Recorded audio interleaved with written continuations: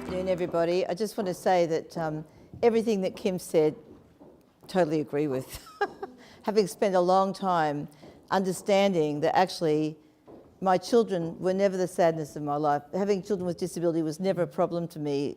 Trying to respond to systems and get systems to work for us was the big heartache of my life, not the other. But actually in the last 46 years since Jane was born, I've been designing services, fighting systems, developing kind of people to work around people, planning and thinking through what a great life looks for, like for people. Developed with two other people, Community Connection, the service I've been managing for the last 12 years. And over 27 years, we've been working in a milieu that says that it's always self-directed. So in our service, for 27 years, we have listened actively to what parents told us, listened actively to what the person told us, either directly or through behaviour or other means. We have matched people so that the person that came to work with that individual was absolutely the right match for that person, and if that match wasn't right, the person was gone. And this has been to great success. I just have to say to you that this is not a hard thing, it's not rocket science, and I have to tell you that I am really anti self-management, because I think it's the default position. What the hell is wrong with services? Why can't services do this for us? Because it's not that hard. So we'll just go through this, and at the end, you know, we'll just see how much we're in agreement. So I think the first thing to ask ourselves, because it should never start with services, is like, what does a good life look like? That is the question, isn't it? Because we can get tied up in thinking about the money, and we can get tied up in thinking about the service or lack thereof. But actually, what we're trying to get from all those things is a great life for our children, sons and daughters, and ourselves. And so, to me, a great life, more than anything, is a sense of belonging, which is pretty good since I'm here talking for Belonging Matters. It's a real and meaningful things to do during the day. So not an activities-based plan, which is what traditional services often do, by the way, is just get people occupied. It's about relationships, friends, colleagues, lovers. It's about a job, paid work, not constantly in work experience. You know, this idea of this kind of fake work that people get kind of into is just not a go. A home of one's own, nice things, feeling valued, a sense of contribution, and being a lifelong learner. This to me is actually in my life what makes my life good, and so I've always tried to work that out for my own son and daughter. And I've used the daughter in the middle that doesn't have a disability as the litmus test about what I could interfere with and what I couldn't. That leaves you with very little, by the way, just saying. So I think when we talk about the role of services in people with disabilities' lives, there's been a lot of traditional services that they don't understand. And this is apologies to services who are here and to the services who do understand this, but actually we knew this from the shutout report, didn't we? Right back when we started working on the NDIA, it was very clear that services did not get it. And unfortunately, what I see since the beginning of the NDIS in Townsville, which is now 3 years old, is that many services just took their dysfunctional systems and plonked that into the new world and thought it was the same thing. And it's so, I was going to say paradigmally different, but I don't think that's a word. It's such a paradigm change, and yet very few services seem to understand that. So I don't think people understand, services understand the way the world has changed. The one-size-fits-all is no longer the way that services can perform, although I think they're being encouraged to stay that way a little bit, just quietly. That the concept of client and what a negative effect that is on people. And so for a long, we've never called, we have no C words in Community Connection, not that terrible one ever. And then we don't use the word client, customer, carer. I don't know, there's a few others as well. So, but the concept of client, John O'Brien spoke about 35 years ago. He talked about moving people from the role of client into the role of citizen. And so in good services, the concept of a person as a citizen of their community is actually what we're trying to achieve. And when we put people into clienthood, they're into some other world that is just absolutely not about the world we're all in. I think that concept of this is what we're offering. We've got a 4-bed group home. We've got a program that runs from 9 to 3 school hours for your 40-year-old son. We've got this now, you know, with the introduction now of developmental programs for people with disabilities in groups. What a load of rubbish. That's all coming along. People are falling again for the same rubbish, different day. And I don't know who it was that said earlier about special. Was it Kim? You know, that's the other word I can't stand, special, because you know what? There's not very special about the special places. Very hard to get a good deal in those places. And that keeping people busy is the smallest part of a much bigger whole in terms of what we need to be thinking of as parents and what services need to be thinking about in terms of how they provide support. And that there's so much more to people with disability than their disability and deficits. And the way the world's configured, it seems like that's all we want to know. I mean, here we are in this little room and we're preaching to the converted. We know this. But there's so many people in the world who don't know that yet. And it will never happen if we stay in the same old paradigm we've always been in, you know, where people get congregated away. That an activities base is not enough, that people with disability may not want to be together. What an amazing thought. You know, I used to believe that there was a genetic thing imprinted into people with disability, particularly people with Down syndrome, that they just all loved bowling. Every person in the world had disability went to bowling. It's like it's a universal thing. Since in Townsville, our bowling alley has turned into a wine bar and has other things, it's gone up in my mind and I'm reviewing the situation. But actually, to my great horror, my daughter Jane loved bowling, which she's just not really of my stock. And that the idea that all humans need friends and relationships seems to be a very foreign idea in service land. And sometimes in family land too, just by the way, to kind of challenge ourselves a little bit, that sometimes we're investing in safety because we think that this kind of idea of people all being together is safe. And you know, that has to be the biggest joke in the world.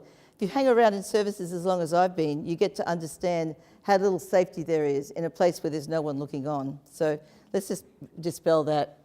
So for families too, I think there's some rethinking needed. I really do, for all of us. So, you know, I started a service in Townsville a million years ago, which was a transition service from school to the rest of your life. And at the time, the families in Townsville were very keen to have a hub. That's another word for just like school with the same people, 9 to 3, and we won't change anything because it makes us all feel comfortable. And it was very, you know, it was amazing because we were offering one-on-one support, a developmental model, working on communication, working on helping people manage their behaviour better. And we had to fight to get that service to be that way because parents really thought that that other model was going to keep people safe. So what I worked out from that is, in the world of love of all of our children, in our relationship with our children, there's commitment, love, and expectation. And some people have commitment, love, and expectation. Some people have incredible commitment and love and no expectation. And all of those combinations, you know, and all their varieties can be there. And so I stopped judging families for not understanding what I saw to be the clearest thing in the world. I got to understand that this is just the way it is, and sometimes we just have to work in that paradigm. I think seeing the person as a whole lot more than what he or she can't do, because we get trained very early on into the deficits, don't we? And if ever you're looking for an interesting kind of idea about this, you should look up Jeff Strully. He wrote something many years ago called I Have Two Daughters. And the one daughter has these incredible deficits, disabilities, things she can't do, and the other one is this incredibly talented person. And at the end he says, these are the same daughter. And I've used that a lot of times for my own daughter now, who's 46. And I think holding higher expectations is not something that we have been encouraged to do. And when you do have those expectations, as Kim so graphically wrote, talked about before, people actively try to talk you down. And we just have to make sure that that doesn't happen. Because I can tell you now that in all these years of service provision, working with people with really huge behaviour, people who are considered to be unmanageable, that the only thing that works is you start from a point of high expectation and you build from there, and what you get is everything you expected. And if you start from a minimal expectation, it just goes less and less and less. So to me, the disability is not the person's disabling this diagnosis, it's actually how we look at what we're going to do next. That's the issue, that's the biggest thing. Holding high expectations of our own lives. Can I just say to you, as a person with a parent of 2 people with disability, with very significant disabilities, people were very confused about how I could have a great life. I never intended to have anything else. You know, it was a hard slog. There were probably a decade when I only held the aspiration. I wasn't actually having the great life, but I was always working on the idea that that's what we would be having. And I really believe that we have to give ourselves as families permissions to have a great life in order to get to the next step. I really do. And I think believing in community, because if you want to believe that the community is a bad place, you're dead right. But actually, I can tell you the community is an amazing place. And the more we invest in it, the more we think about how we're going to provide services and support to people in community, the more we think of people as citizens of their community, the better life's going to be for us and for our children, and by the way, for everybody else. So, how do you know if a service is into self-direction? So you decide you're not going to self-manage because I've told you don't do it. I know why you're self-managing. You don't have to explain anything to me. I understand the whole thing. It's because you can't get these suckers to do the right thing. But anyway, the service has to actively listen to what you're saying to them when you go to see them. This is the way you might analyse this to work out if this is a service that could do this for you. They have to listen to you. And they have to not have a preconceived idea of what they're going to deliver to you. You see that all the time, don't you? You go to services and it's like, well, we have this nice array. We have this tray here and it offers this, and we have this and it offers that. But actually it doesn't offer you anything where you get to say what it is that you're thinking you need. So in the services I'm talking about, I'm thinking of self-managed as when you do it all or part of it yourself, and self-directed when you go to a service that actually can do what's needed for you and your family. It tailors support to the goals and plans of the individual. And by the way, you know, one of the most wonderful things about the NDIA, I think, is that for the first time we as families have had to think about goals. Like, what do we want to achieve this year for the person? So for once, getting permission to believe the person could continue to learn and grow. So I've seen great changes in families as a result of that. And I think that that's a great start for services too. And I work with a lot of families who self-manage, and I'm always saying, have you given the goals to the workers? Because they need to know what those goals are, because you're supposed to be meeting them. So it's kind of good to be thinking about that. And you know, self-directed services don't think they own the person or the money. Just saying. It has a developmental approach and teaches in relevance. So if your son or daughter needs to learn something, they are not going to learn that in a place far, far away. You don't learn to cook on a microwave in some developmental program. You learn to cook on your microwave. You know, you don't learn how to be in a job by being in some kind of fake job. You have to learn the job on the job. This, by the way, is 30-year-old research that proves this for people with so-called intellectual disabilities, whatever that means. But certainly I know for myself, I still haven't learned the microwave at Community Connection. I've retired now. I still don't know how to use the microwave except to turn it on and make it go and then turn it off when I finish with it. That's it. It doesn't turn itself off. I have to do it myself. Has a deep respect for people with disability and their families, because no service that doesn't hold that respect can actually do what we need them to do. Moves from clienthood to citizenship and sees the person as an individual and the community as a stakeholder. So in Community Connection business meetings once a month, we would write down every place we interacted with this month, because to us that was as important as any other thing that we were doing. Because if people are going to be of the community, we have to be of the community. Services have to be able to do that, whether it's a self-managed service or, you know, a full-blown whatever it is service you get. So, personalised support. 27 years of experience. This is perfectly possible to get a personalised support that says that a service can recruit and retain someone for you and your family that is a good match. And a good match means the right gender, can work on the days and times you want, has the skills and abilities to do the things with your son or daughter that they are aspiring to, that are part of their goals or part of their plan or whatever's going on. You want non-judgmental people who can keep the judgment out of their voice, because I don't know about you, but I work with a lot of people with behaviour, and the biggest trigger for my own behaviour is judgment. When people start to judge me, my voice goes up too. You don't want people who are an enabler. You don't want people who do the things for the person. You want to do the things with the person. We don't want people taking skills away from people that they already have by doing them for them. And believe you me, that's very prevalent. The person has to have good boundaries, because in this world, we're encouraging people to have a proper, right relationship with the individual. So you might have a loving relationship with that person. You may love the person that you work with, or the person who's working with your son or daughter might love him or her, but they have to be able to keep that all in perspective. And if that doesn't happen, it doesn't happen. Have to like the person, as strange as that may seem, and people have to enjoy the same things. That's what personalised support is. It's about following the direction, knowing the person, starting to kind of walk with the person and not do things for or on, but with. So, can I ask you these questions in terms of the work that needs to happen for your family? Who do you think is more important, you or the son or daughter with disability?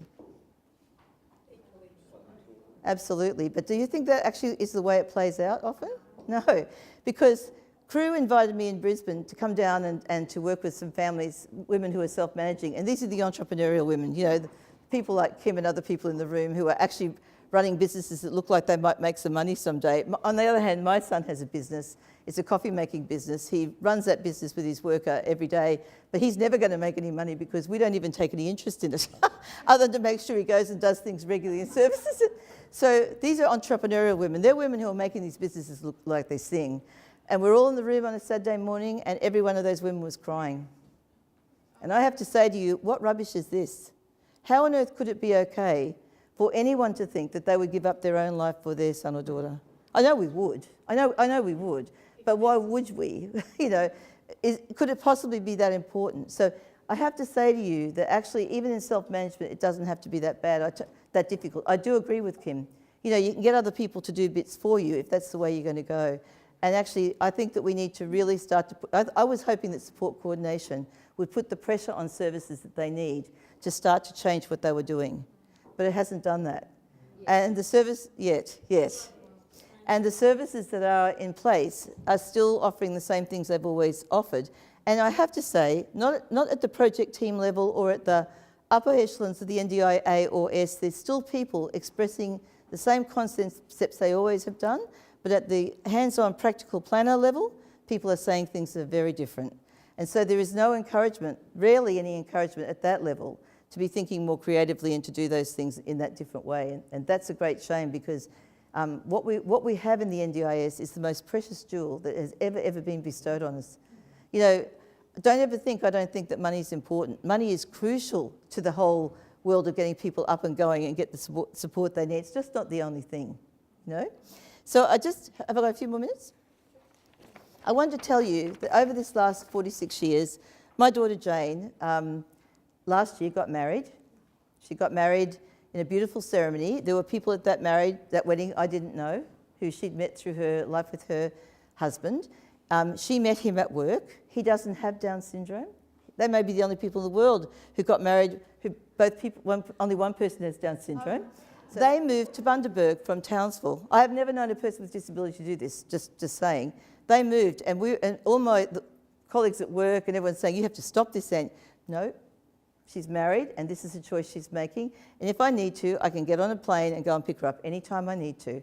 So they've been down there now nearly a year, and the amazing place that Community Connection is, just transport further support to Bundaberg. They found people to work with her there. They Skyped with them to induct them. They've been down to support them in the work. There's been a plan to guide their work and whatever, and Jane's life has just continued. I have to say that might be a world first. I just don't know too often that those things happen. We have a young man in Community Connection who he's not young, he's 42. I've known him since he was little. His family would never make a plan for him. They just couldn't do it. They couldn't get through it. They're both gravely ill. So last year, after years of supporting them to think this through, they agreed that he could move out. And so on a auspicious day, he was planning on having a fabulous apartment in the Dalgety building, which is like skyscrapery, you know, great views, but he ended up with a flat in Kerwin, and that was okay. And so he started his life in his own place. And so the first weekend, the plan is he moved in on Saturday, but Sundays he was going to go home to his family, and his family being his family, they insisted he come home on Sundays. So he slept over at his place. He had workers for the first week just to make sure he'd be okay. So the worker was there. So they woke up in the morning and Gabe drove him off to a northern beachside suburb, far away, no transport, and left him outside. And so about 2 hours later, the family ring the coordinator and go, where is he? And she goes, I'm sure Gabe will have taken him home. And she rings Gabe, he goes, yes, of course I took him home. And so she goes around, and Morgan has hitchhiked back from the beaches back to his house, and he's sitting up in his recliner. I like to think he had a beer, but I'm not sure, watching the AFL Grand Final. That's choice and control, I think. This is the beauty of a life that's individual, where people can actually express themselves and be the amazing people they are. Gabe, his worker, went into the fruit shop down the Willows, which is his closest big shop, and asked them, would there be a job for him? Yeah, there was. 2 mornings a week he's there working. Now, I'm not saying it's always this simple. It's not this simple. But you know what? Sometimes we don't ask. So how can it be simple if we're never asking? You know, and the power of asking is part of what we have to be thinking about. So I just want to inspire you, if those of you are not thinking that you want to do the self-management, you're overwhelmed by that. I know you could do it because I've met millions of people who do it better than any service other than Community Connection I've ever met, right? So I know you could do it, but if that's not what you want, then we have to put more pressure back onto Serviceland to say to them, there's a different way of doing this, and just so you know that this is pretty amazing, my son, who is considered to be a very complex person, has had the same worker for 7 years. When I asked Dean, how's your day been? He goes, every day with Belle's great, ain't he? He's not saying it, he means it. 7 years he's had him. And I've got other families who say, this person's left because my son's so complex. It's got nothing to do with that. It's the right match. You know, it's getting the right person to do the work. So I just want to say to you that there can be more services like this. Community Connection has never had a major workplace health and safety issue in 27 years. One woman, Maxine, fell down a hole once and hurt her knee. That's it. That's the highlight of our workplace health and safety problem. Because when you know the person well and when you match people properly for each other and you give people proper guidelines and people understand the issues of this person's life, the risks just go minimal. Yes. Oh, can One question. Yeah. You're all about talking, like getting the perfect match, and you obviously believe in that. What do you think about people who don't believe in you having the same? I think that's the biggest load of bunkum in the world. And, you know, 30 years of doing behaviour work with people, it's all about the way I work. If you don't have a proper relationship, you can't do the work that way. So to me, the relationship is everything. And I'd never understood that. That's some kind of Serviceland rubbish that came from somewhere. I don't know where that came from. But actually, people need to have a proper, right relationship with the person who comes to support them. And how on earth would you bear to have someone with you for 7 hours a day if you didn't even like them? Like, why would you be expected to do that? I think on that point, I'll leave. Oh, well, sorry, there is one more question, but yeah. I just wanted to say something. I suppose on the other end, I'm a parent who's disabled, and it's been very great hearing all of the stories and everything today. But I'm in a situation at the moment where I'm looking to get my children to and from school and to some after-school activities, and I'm really glad to hear what, I'm sorry, I'm not sure what your name is. And what you just said, because I'm in a situation where I've been in the service since May and I've had 24 different support workers. Oh my God. Yeah. Which is crazy for my children with all these people coming in and out. It's crazy for me. Yeah. It's just insane. So I totally agree, and you're right to think that. You should be supported to think that. I'm in a midst of leaving the service, good on you. working at other ways of getting things done, but yeah, it's just 27 good to hear you say that, because yeah, it's nice to know. Come down to our area. Yeah, come to Gippsland. I can go to Gippsland. No. So thank you. That's fabulous. That just backs up everything I'm saying. So go forth, do good. Shazam, may the force be with you.